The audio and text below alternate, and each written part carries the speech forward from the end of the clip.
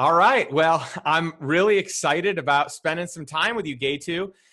This has been a podcast episode I've been excited to film for a while, and I talked to you about having you on the show a while back before I even had kind of rolled out the podcast. So I love having you on the show. You and I have talked in so much detail and so much depth just about investing and life and family and just anything and everything in between. And so I love having you on the show. I love featuring my friends on the show because you've got such a cool story. I'd love to know what's going on in your world right now that is fun and inspiring, or even something that you've read recently that is thought-provoking. All right, let me see. So the most recent thing I've read has been a paper by Jeff Sandifer from the Acton MBA on different kinds of business people. I think the three types he talks about are bootstrap tortoises, asset foxes, and MBA hares, and sort of trying to understand my profile as an investor. It's been really helpful. I mean, I've sort of known it, but it's almost given language to something that I had in my mind as a concept. So where do you fit in there? Which one do you feel like you embody? Without a question, an asset fox. Just someone that, and he will describe it in sort of, if you're a child and you trade baseball cards and you keep trading up and trading up and trading up and improving the quality of your card collection, that's an indicator that you're an asset fox. Whereas if you buy lemons and squeeze them and make lemonade and sell them on the side of the street, you're more of a bootstrap tortoise. And if you're going to raise a whole bunch of money, get an MBA and start a fund, you're probably an MBA here. So definitely that asset fox that from childhood has been trading baseball cards, improving the quality of the collection, trying to.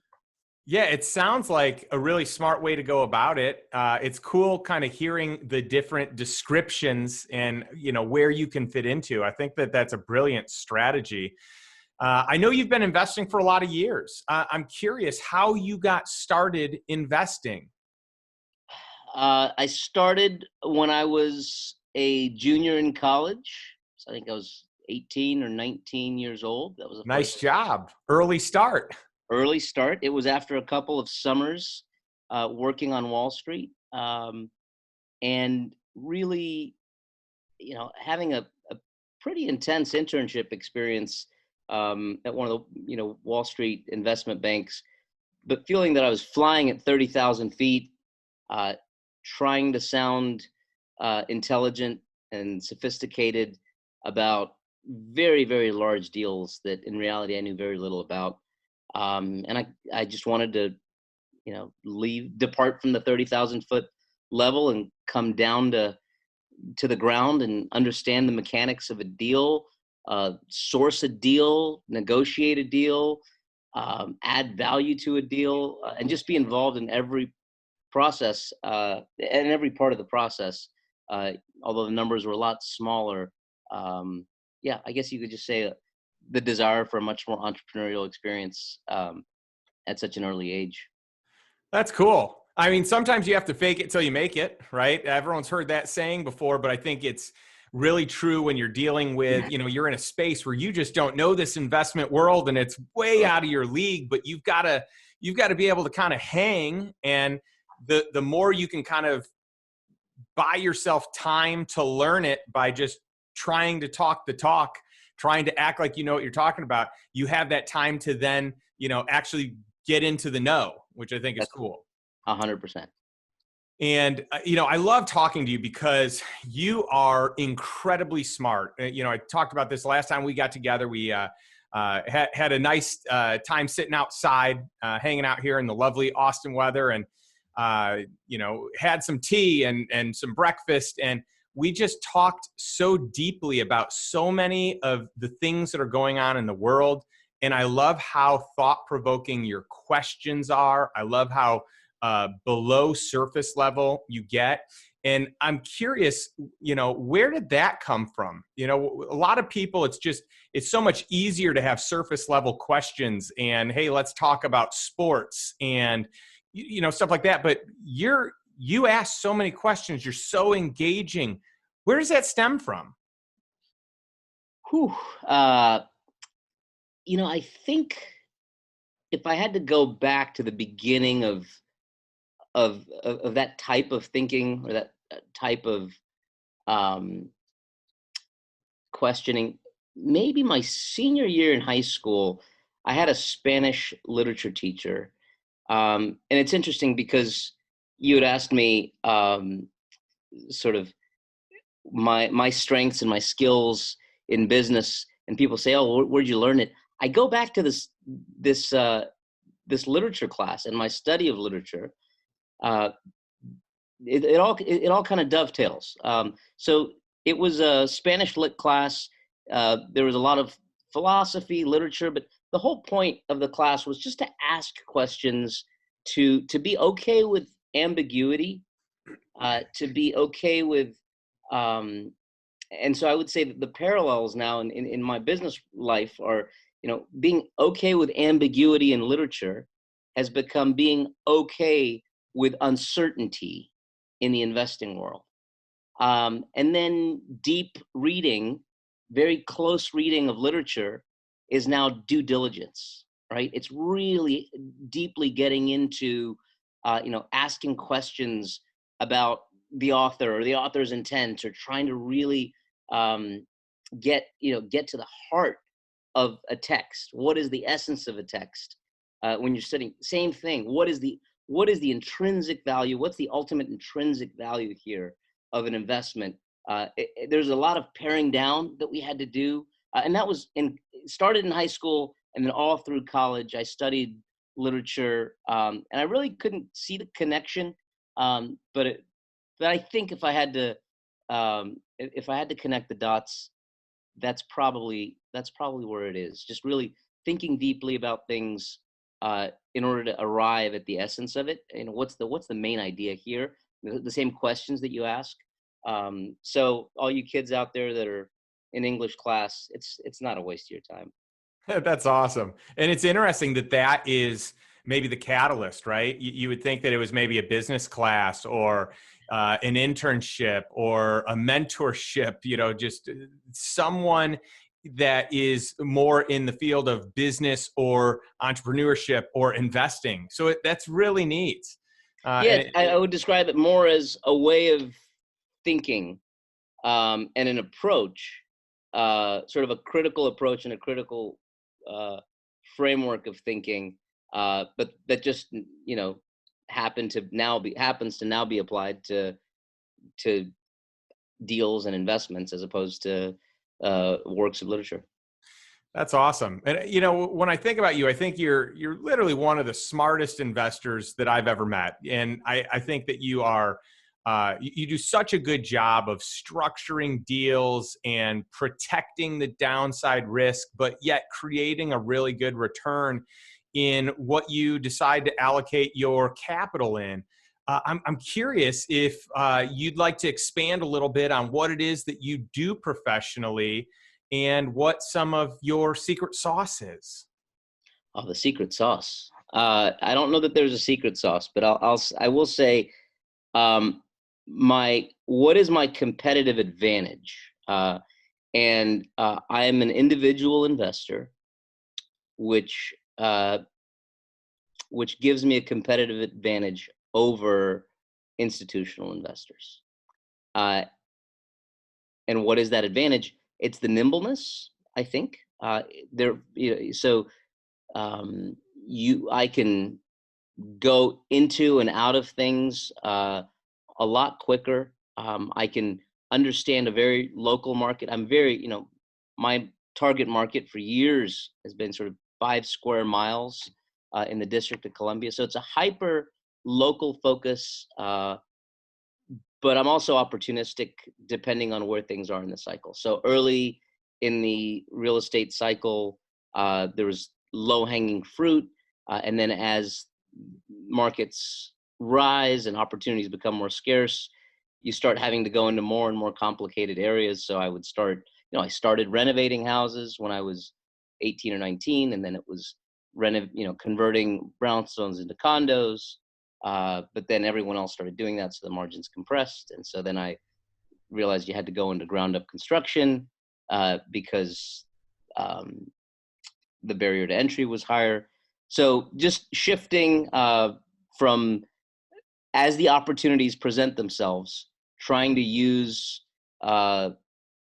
local expertise and applying it to wherever the opportunities are at any given point in time.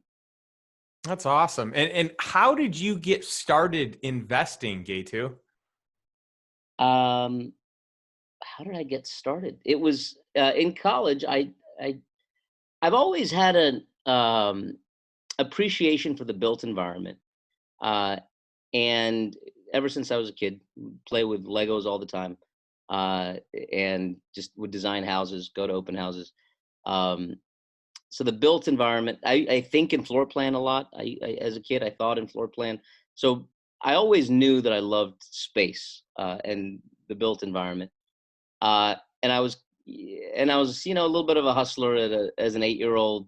Would sell my toys to the highest bidder, on the block if I could, that kind of thing. So those are sort of the early seeds of this. But then my first deal was when I was in college. I bought a co-op in Arlington, Virginia, and I structured a delayed sale on it so that I could close 6 months later. And in 6 months, it had appreciated something like 30 or 40% by the time I closed. So it was just good fortune. And that's the thing, you've asked me the secret sauce. Whatever secret sauce I give you or anybody gives you, I think you just can't deny that it's on a foundation of good fortune and on the foundation of the investment of others. So that early break was really just good, sort of timing in the cycle of where I was. This was somewhere around 2004. If it were 2007 or 8, things could have gone a little differently. But once that first break happened, I thought it was, I was able to build on that. That's so great. And, I don't know if you knew at a young age that you were going to be an investor. You probably knew that there was some, you had this desire to learn and grow and maximize. I know in talking to you that that's there. When did you realize, like, hey, I actually want to become a professional investor? Well, professional is a big word. I would say I'm definitely an investor. I don't know about professional. I don't know that I've actually ever made that decision. I've just followed one opportunity after another, and then sort of look in the rearview mirror and say, oh, okay, so this is what I do. So I want to make the distinction though between investing and your capital and creating value, right? So they're two separate things, and one of the things that I wish I'd known earlier on is this distinction of a return on your capital and a return on your efforts. And they're two different things. And in the work that I do, the two have merged. And I'm in a season now of sort of trying to decouple those things and finding areas where, my time isn't necessarily as coupled with the investment. So that's one thing. I would say probably after my second year out of college, I started to realize that I had sort of reached escape velocity, and this was something that I can do sort of for the rest of my life. That's so cool. And you mentioned kind of decoupling time from income. And that's one big thing that I talk a lot about is buying your time back. As a lifestyle investor, it's about really building the lifestyle that you want to have, that you want your family to have. I've had the privilege of getting a chance to know you and your family. You have an absolutely beautiful family. We have so much fun. Our girls love hanging out. It's just a blast. But I have seen you and the time that you've created and how much of a priority they are in your world. And it's great to see men like you leading in family that way and saying my family is the priority and setting yourself up financially in a way that it buys you time, that you can spend your time as needed. I'd love to hear some of your thoughts around that and about lifestyle and how your investments have supported that. Yeah, I guess two things on that front. I would say first, my thought process is that it starts with a right understanding and a right ordering of work relative to other priorities in your life. So I decided, work. I do want my work to be interesting. I do want it to be enjoyable and a source of fulfillment, but not my ultimate source of fulfillment. Right. The purpose of investment should be provision. It should be investing in others and building up others and sustaining and enriching other people's lives. But it's not an end in and of itself. And so this decoupling that I'm talking about is, I think another way to look at it is monetizing your efforts versus annuitizing them. And I think that's something that I wish I'd known at the very beginning, because I would have focused on deals that would be profitable, but then could be annuitized. And I've been doing that more recently. So the difference between monetizing it, because once you monetize it, you create the value, and there's a season for everything. It's not to say that one is better than the other. You almost always have to start somewhere. So the monetizing, once it's monetized, then you got to go. You got to go back and relaunch. You got to go back and put it out and find something else to do. And it's constant, and it's more like hunting than farming, right?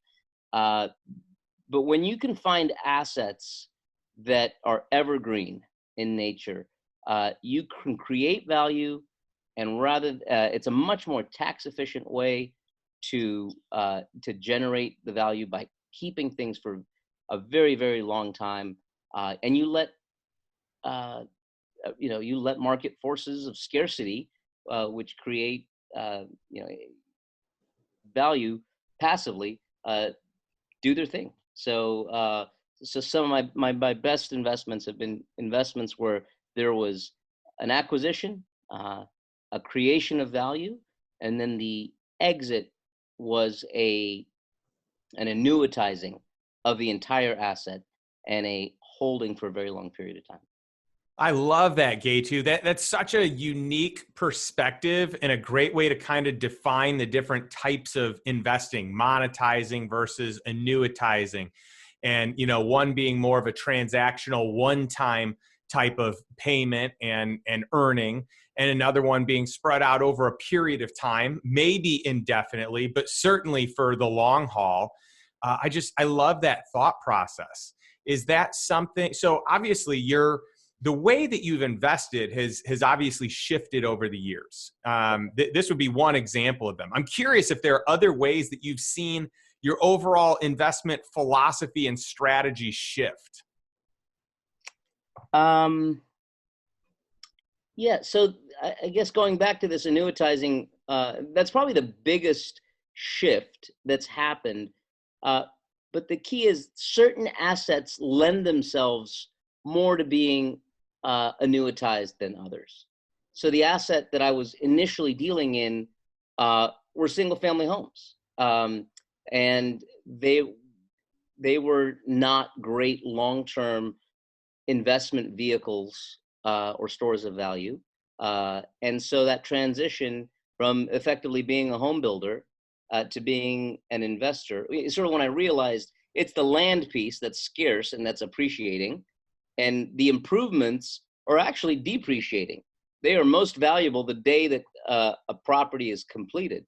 And then from that day, like a new car, they depreciate, and that's why you take depreciation on them and things like that. But that scarcity piece, that land piece. So really, it's been shifting within real estate. It's been finding asset classes that lend themselves more towards long-term annuitization, and that's multifamily real estate.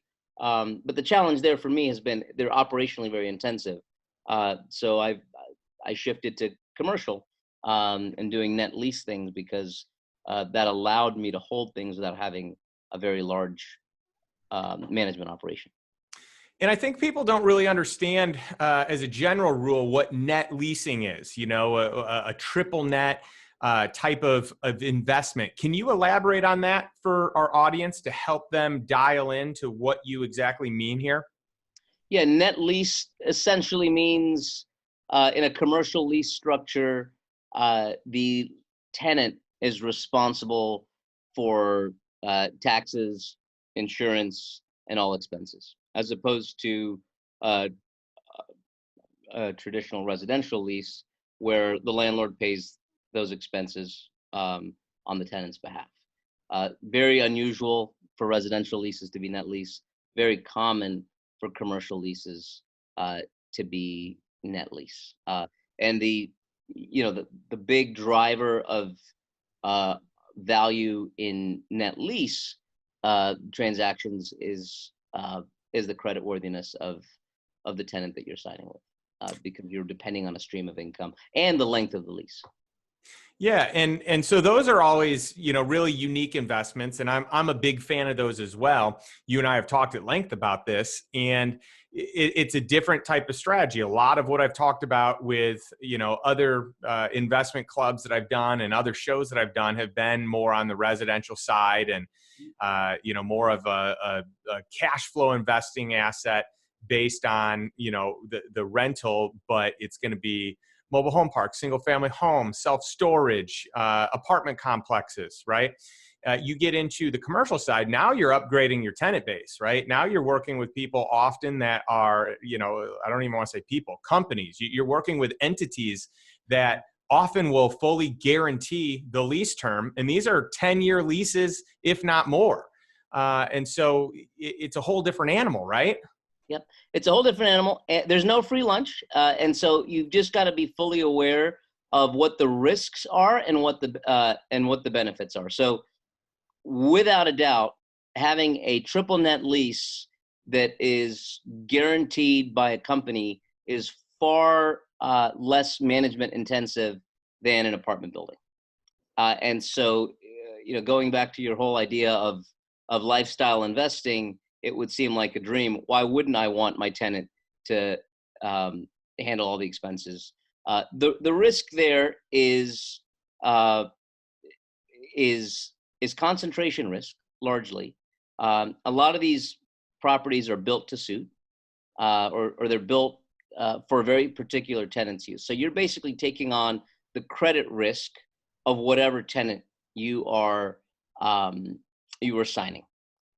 And so if they've got strong credit, you've got a lower risk of default. And then if the tenant fails, if one of your tenants moves out of an apartment building or a mobile home park, you post on Craigslist or your rent.com, and there's an easy replacement. It's with a commercial lease. There are only a handful of companies that can fit in a particular space that are in the market at any point in time. So you have this concentration risk of single use. And so if you lose a tenant, your downtime isn't 30 to 60 days until you find a tenant. It's often on the order of years versus months. So that's the trade-off. And that's where understanding the credit strength of a net lease. And the other piece is also they're longer. They tend to be much longer term leases. And so for that reason, you can't increase rents nearly as quickly as you could in a dynamic way that you could on a hotel room rates every night or an apartment on an annual basis.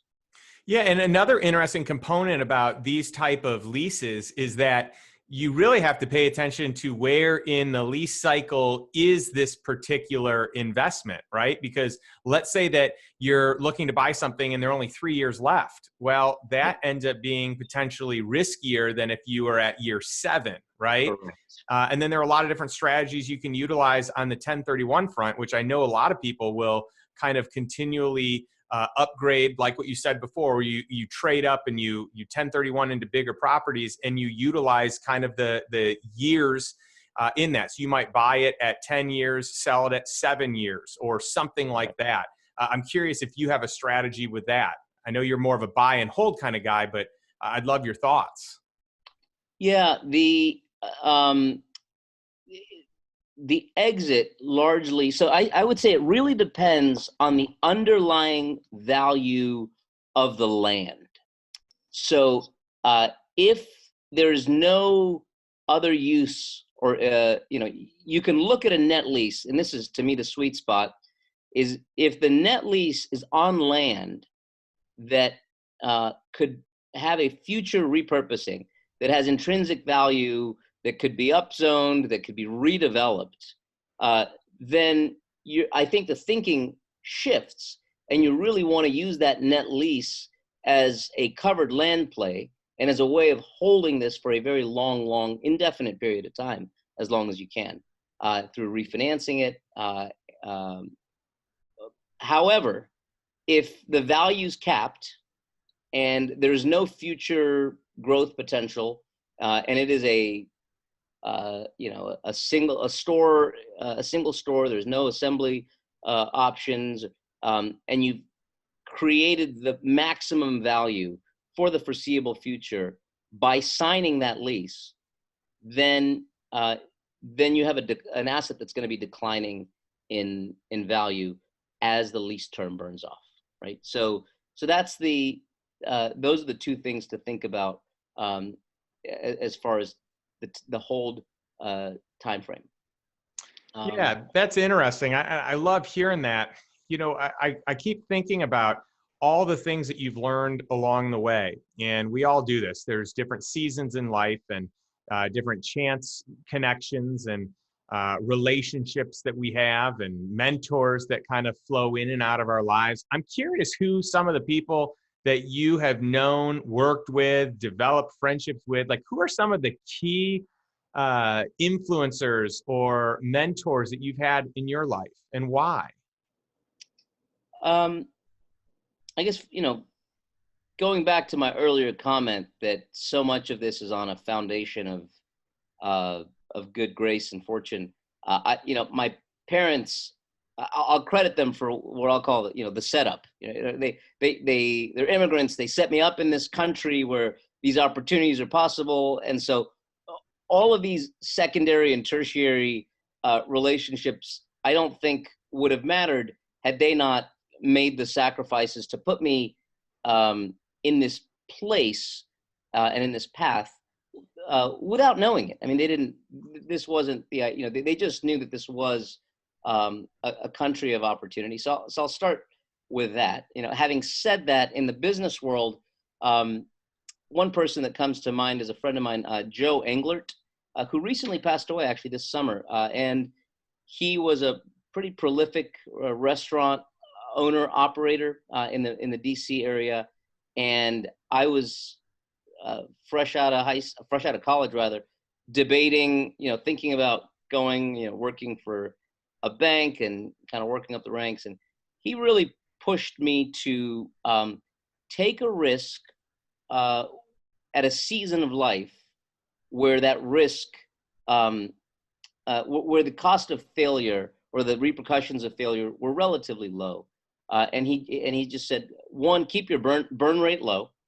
And so that was one. Don't waste a lot of money on your living expenses.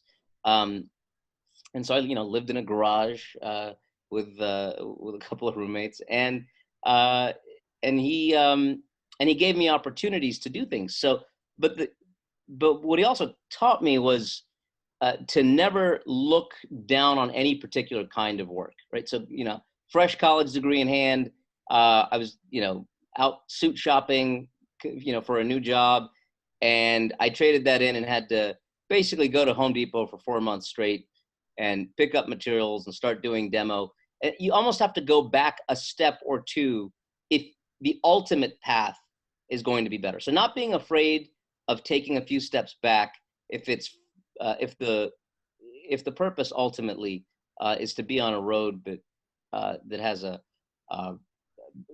more upside, greater potential for growth. So that was one person, very kind, very generous with his time, desired my success. So, and the other thing that he taught me that I think was, so he was a restaurant guy, and all of his places, had these dive bars, and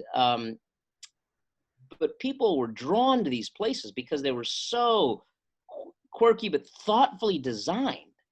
And so he gave me a real appreciation for design and creativity, not as this, be creative, there's people get really kind of, parents get scared when their kids say, I'm creative. It's like, well, yeah, there's creative, dye your hair blue. But he showed me that, creativity could be about solving problems creatively. And there's an enormous amount of value that you can create by thinking in a creative way. And creative doesn't necessarily have to mean, again, painting your hair blue. So that was one thing, having an appreciation for creative problem solving. A lease, these people want to be here. These are the regulations that don't allow it. I want this, you want that. There's a problem. How do we solve? Like there's a creative process there. And then on the sort of visual design piece, I really good design. People respond. Not everyone can tell that design is good or bad or is visually inclined, but good design elicits a response. And so as you're looking at companies, if you think of Apple as a company, Steve Jobs wasn't this managerial genius, or he was so design focused, and really he designed something that drew people in. And it's the design of the iPhone, it's the design of the website that draws people in and creates an inordinate amount of value. And I've used that, when I did a net lease deal with a Chick-fil-A, it all came down to design. If we can lay this out in a way that works, we do the deal. If we can't, we don't. On the residential side, people, it was a lot less about square footage and configuration. So, and I would just say the same thing. It's a much overlooked but critical piece to business. So the head of design for Apple, Johnny Ive, I believe, left Apple and I think is at Airbnb now.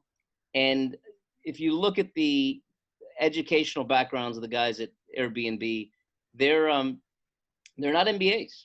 They are both graduates of the Rhode Island School of Design. And if you go onto an Airbnb website, there's something about the design of their site and of their systems. So I'm just this guy Joe Englert really gave me an appreciation for something that's well designed. Goes a really, really long way. That's fantastic. I love hearing that. I'm sorry for your loss, just this past summer. But I love that so many of these lessons are going to live on through you. And, one of the things, like, you're a real modest guy, you're very humble. I love that about you. One of the things that I think is really cool, and most people don't even know this about you because you don't ever talk about it, but you went to college at Harvard.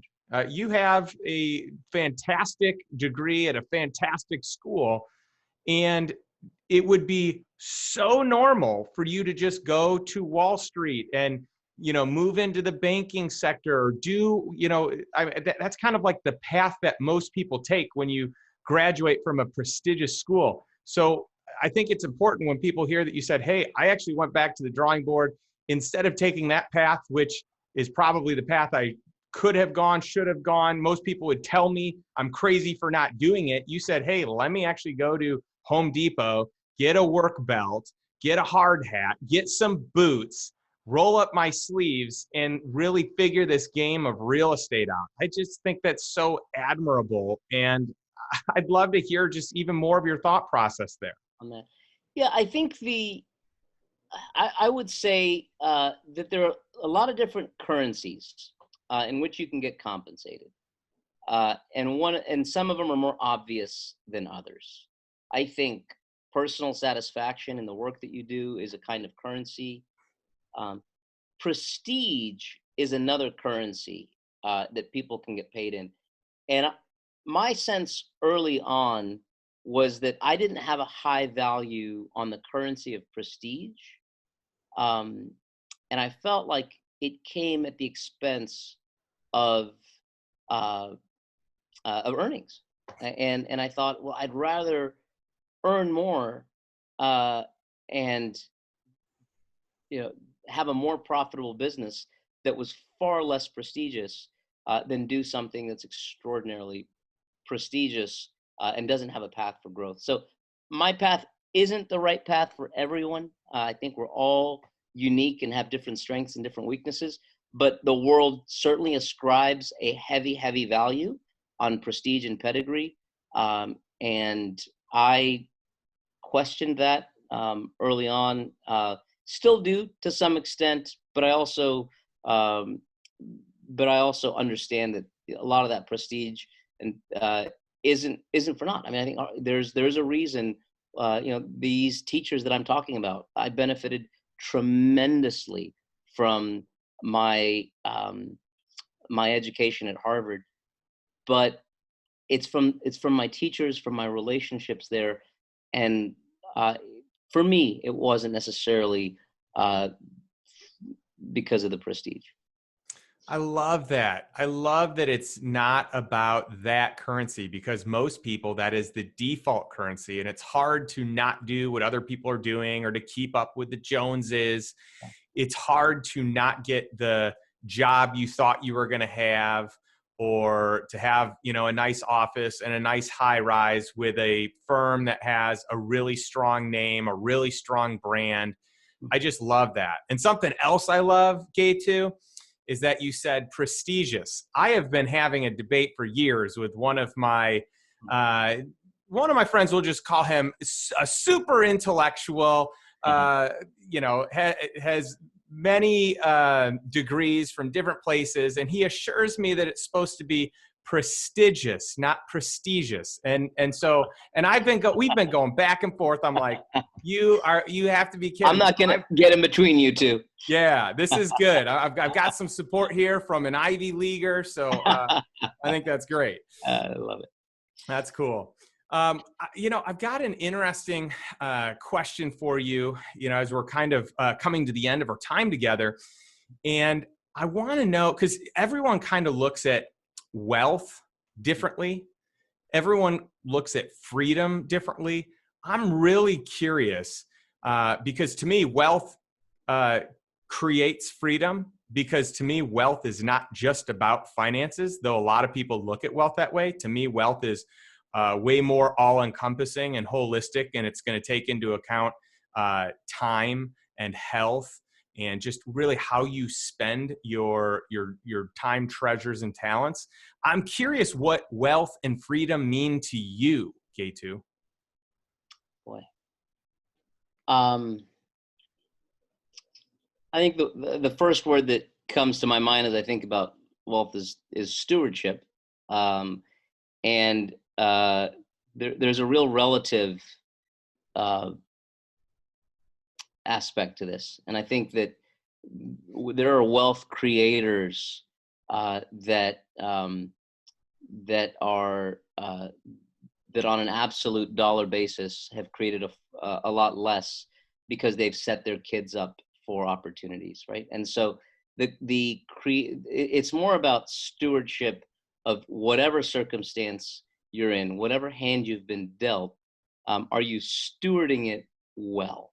Are you and are you doing it, and I think there's a component of inward versus outward focus.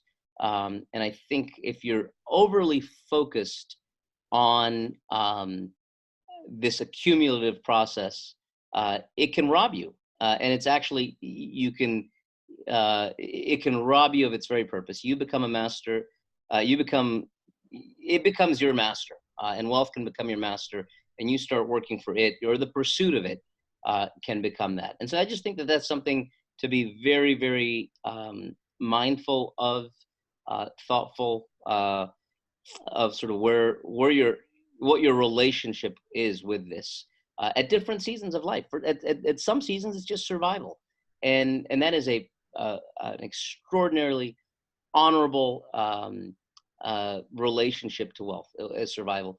But almost like Maslow's hierarchy of needs, if you're moving from one stage to the other, then it has a different meaning. And then ultimately, I think it's then helping other people, see it and move along in their own process. So that's sort of how I would define it. There's a sermon by a guy named Tim Keller, pastor out of New York, from 1999, that has been very helpful to me. I think it's called Treasure versus Money. And it's Tim Keller back from 1999. And that's really helped shape some of my thinking about wealth. That's fantastic. I love the way that you break it down. And I love the way that you look at it. Your perspective is so interesting. And by the way, I love Tim Keller. He's just a fantastic author. You and I have talked a lot about him. In fact, that was one of the first conversations we ever had, you and I, was about Tim Keller.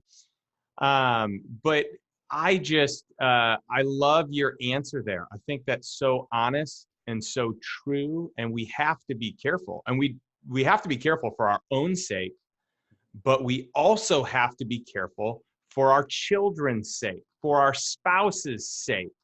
And we need to be on the same path and make sure that we are we on the same page, and are we bringing our kids up with the perspective that we value most, right?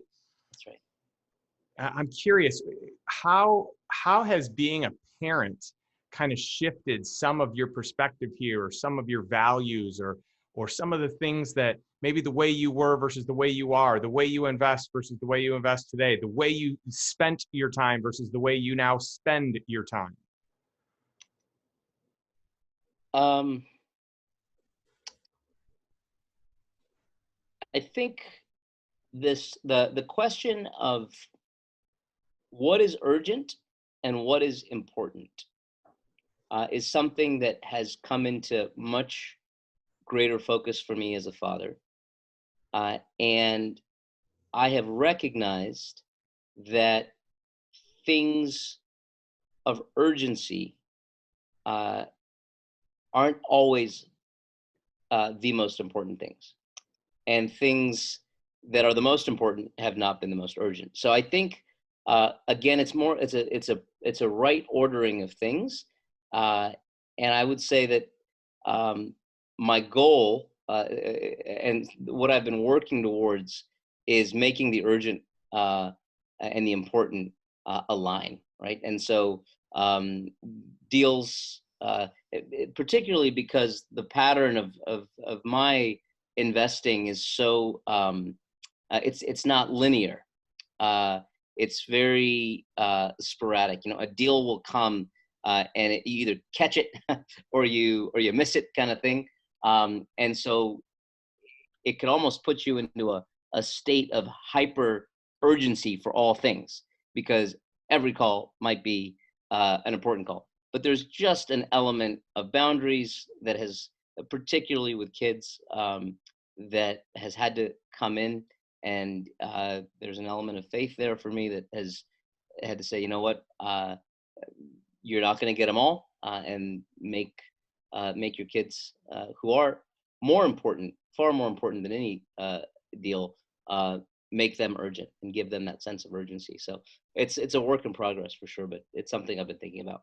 Oh, I love it. And I really admire you for many reasons, but that being one of them, because You have put your family first. And, we even just talked about a situation that could have been a really big deal, and you didn't do it. You didn't take the call because you had a daddy-daughter date scheduled, and you actually missed out on that deal. Yep. Because you had to speak to them in that moment. Otherwise, they were moving on to the next person on the list. And you knew that was going to happen, or you were pretty darn sure that was going to happen.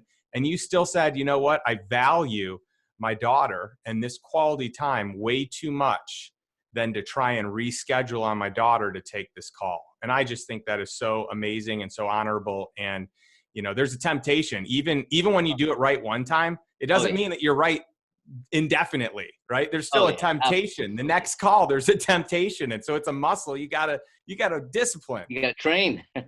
That's right. That's so cool. Well, I've thoroughly enjoyed our time here, Getu. I appreciate you really just spending time and sharing the truth here with our listeners. Is there anything else that you want to share before we wrap things up here today? No, I just want to thank you for being a good friend, for being an encouragement, and I'm happy to pick this up for a sequel if there's more in the future. We'll definitely do that. There's no doubt. I mean, really, I could talk to you for hours on end. I love the content and the conversations we get into, and it's real life. I mean, it's funny for all the listeners that are listening. It may seem like I'm trying to have a great conversation for everyone out there. Selfishly, like, this is for me. I love this. I love what we talk about, and I'm talking about topics that are near and dear to my heart. And so it's great to, just be able to do life with you and your family. So thanks so much. And to all the listeners, I've said this before, I'll say it again. I'm going to have these awesome conversations with these amazing people. And the whole reason I started this podcast was, why not expose it to other people? Why not create an opportunity so that other listeners can say, hey, I can learn from this. I can learn from these conversations. Because if I didn't record this podcast, I would just sit down, to a coffee or a smoothie with Getu, and we'd talk about all this stuff, off record. So I think it's kind of cool that you can be a fly on the wall and hear all these cool stories and ideas and philosophies. And so that's what inspires me and excites me about the Lifestyle Investor Podcast. So I just want to encourage our audience, just take one step forward. You're not going to have all this success overnight. It's going to be a slow process. It's going to be one foot in front of the other. And so take your next step, take some form of action, and just make sure that you're moving in a direction that's becoming a better version of yourself than a lesser version of yourself. So thanks again for listening. And thanks again, Getu, for joining. And I look forward to catching up with you again soon. All right. Thanks a lot, Justin.